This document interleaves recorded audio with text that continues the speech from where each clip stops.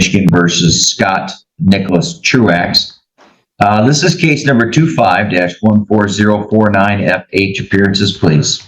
Nate Carnes on behalf of the folks. Robert Hartel from Mr. Truax, who joins me at the table, Your Honor. Thank you. You may be seated.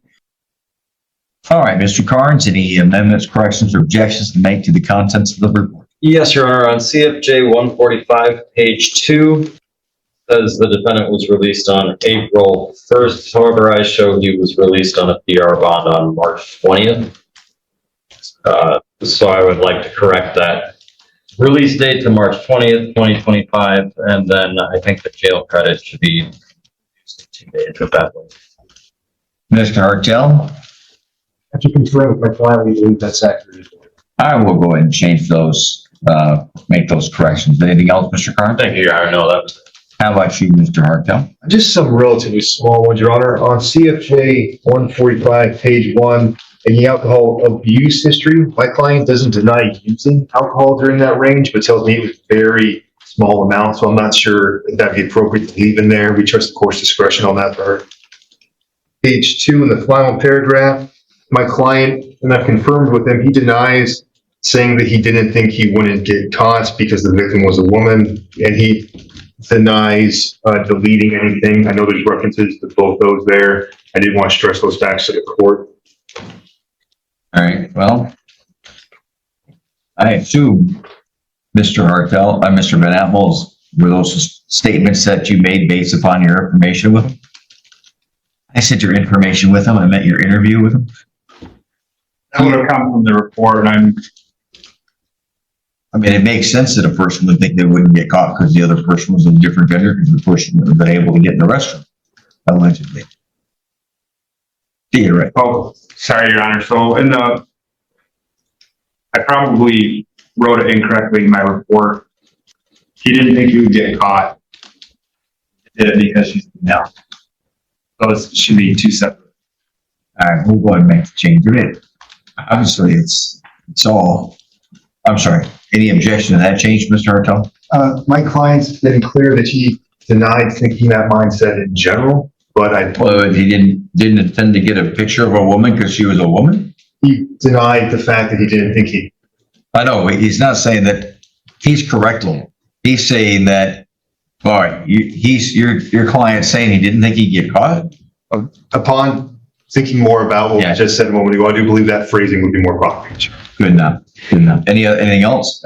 Relatively small, but I promise it's the last one. It's okay. On CFJ 284, page 9, in the liabilities, instead of $492 on a vehicle loan, my client is paying $592 on the vehicle loan. That's the only other amendment. All right, we'll make that. That's simple enough. All right, allocution then, sir. Yes, Your Honor. Oh, wait, hold on. I was going to say, do we have a victim impact statement? We do, Your Honor. That's the court. You may come forward, ma'am. Autumn? Yes. Autumn, make sure you speak up because right behind you is that air conditioning unit and it makes it difficult for everyone to hear. And more importantly for me, and even more important than me, Nancy right in front of me. All right, thank you, ma'am. You may go ahead. Good morning, Your Honor. I appreciate the opportunity to take stand today to speak. I appear before you not just as a victim, but as a member of the community who believes that a crime like this is not overlooked, and that my experience will not be forgotten, but serve to help other victims as well. I know I'll never forget. On February 15th of 2025, I opened on Saturday with Scott. This was the first time I had ever worked alone with him. Even though I worked alongside with him for about a year, I never knew him personally other than his wood-burning side business that he would promote at the parts counter. One other employee stopped by to help us throughout the day, but ended up leaving sooner than expected due to how slow things were for us. I was left alone to close the store with Scott, in which no incidents occurred. The next day, February 16th of 2025, I was scheduled by myself to work at the register, and Scott was scheduled to work in parts. Unbeknownst to me, Scott had arrived an hour earlier than scheduled. When I arrived at work, I used the bathroom a few times within the hour. I noticed Scott going in there once or twice as well, but like anyone else, I didn't think anything of it. Why would I? Everyone knows, even if a bathroom is public, what happens behind closed doors should remain private. Running roughly around noon, I used the washroom once more. When I turned to leave, I had shut off the lights, and in the corner of my eye, I had spotted a different light behind me, a flashlight that I knew shouldn't have been in there. I investigated it, and I found an iPhone zip tied to the shelving unit with its camera facing the toilet. I was paralyzed with fear, seeing it had been recording me for an hour, just using the bathroom. Without thinking any further, I took the device from the ties and attempted to get into the phone. I felt helpless, seeing that it was password protected.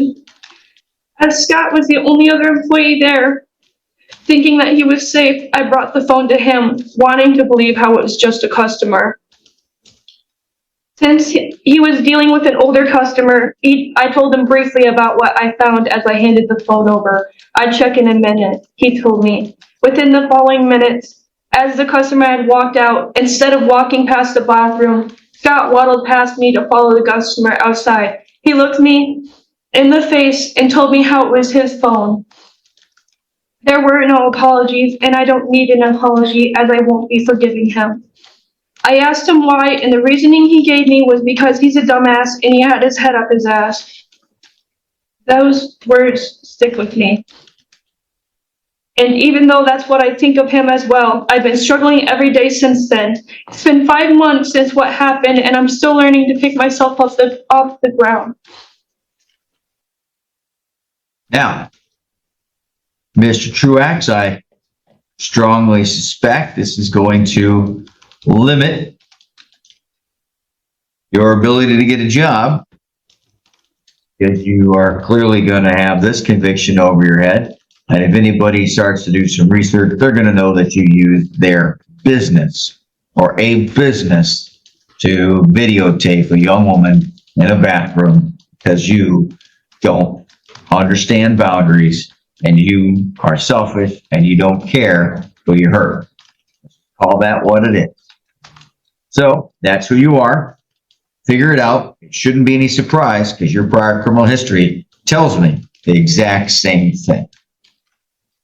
Now, if I look for reasonable grounds, he also doesn't have any probation violations. He successfully completed probation in the past. So the court places the defendant upon a period of probation for 24 months. I find that the terms and conditions listed on CFJ 145, pages 2 and 3 are well suited for rehabilitative purposes. However, I will strike paragraph 11, where there was not any involvement of weapons in this particular instance, and I don't have any weapons listed in his prior criminal history. And it also says in paragraph or condition number 4, talks about therapy. He's going to have to complete some kind of therapy, and it's going to be whatever Mr. Van Atten says and whatever meets his requirements. The court assesses a $68 state minimum fee, a $130 crime victims' right fund fee, a $300 court cost. One moment. How old was Miss Carlson? You over? 21, Your Honor. Because she's not a minor, there's no sex offender registration that I can give them. However, add a little bit of extra sting to it. The court assesses $1,000 in fine, a $300 attorney fee. Supervision fees are $30 a month or $60 a month if there's any electronic monitoring. Was there any DNA? Yes, Your Honor, a $60 DNA fee to the Wexford County Sheriff's Office. Fine, we will add that. And there is a restitution request as well, if I may have another. Go ahead. What's the amount? I assume it's for for treatment or counseling? Yes, Your Honor, $275. Who would stipulate that? Fine. $275 payable to the victim in the case, Ms. Carlson. All right, have I missed anything, Mr. Van Atten? No, Your Honor. All right, thank you. Mr. Carnes. No, Your Honor. Thanks.